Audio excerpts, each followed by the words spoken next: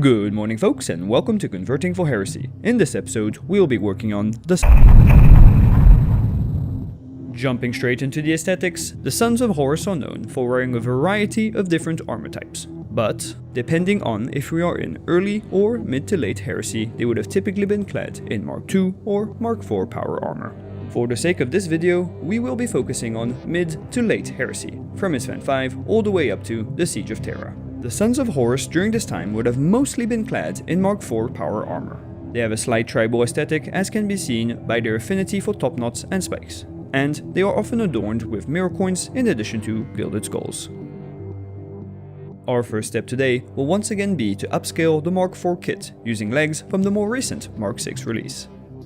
We can start by clipping out the parts needed in order to build the Mark IV torso, as well as the parts needed for the Mark VI legs and torso.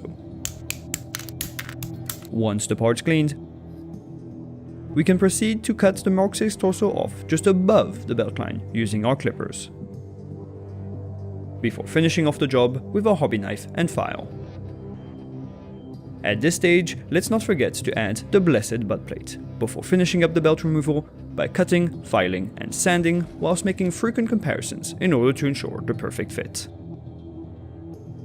Next, we can glue both halves of the assembly together, using regular plastic cement on the inside of the torso, as well as extra thin plastic cement on the legs, taking our time to correctly align both the parts.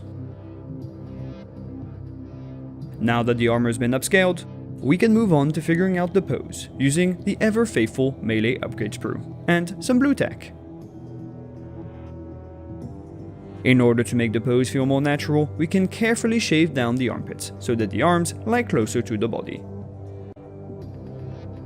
Once happy with the pose, we can source the hands, in this case a regular Mark IV bolter, as well as a pistol-holding hand from the melee upgrade sprue.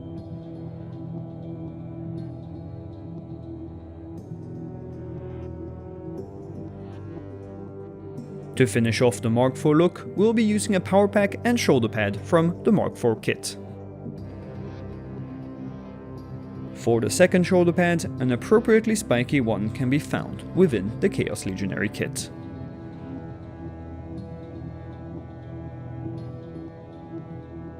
Moving on to the adornments, a rope-bound skull was taken from the old Temple Guard Seraphim kit and attached to the belt.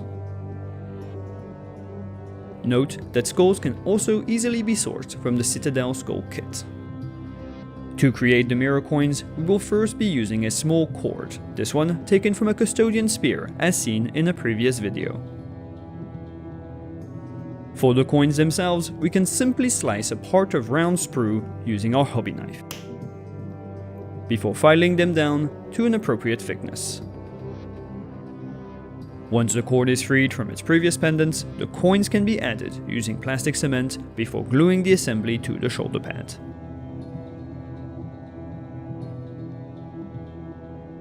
In order to find a head, we will be dipping into the Mark VII kit. Whilst not an exact copy of the Sarum pattern helmet, the ones found in the Mark VII kit are close enough and convey the more aggressive look that the Sons of Horus often have.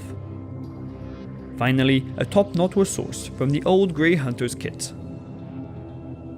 After separating the top knot from its previous head, we can drill an appropriate size hole into the helmet, before adding an adequate amount of plastic cement in order to unite both the parts.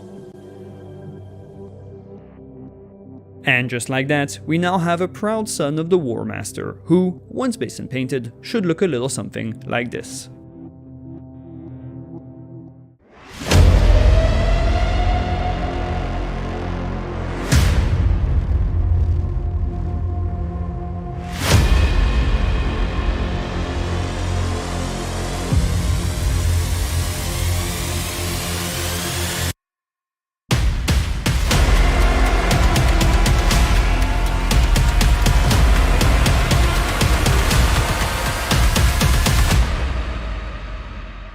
Thank you very much for watching, hopefully you found this video helpful or at least entertaining, and I hope to see you in the next one.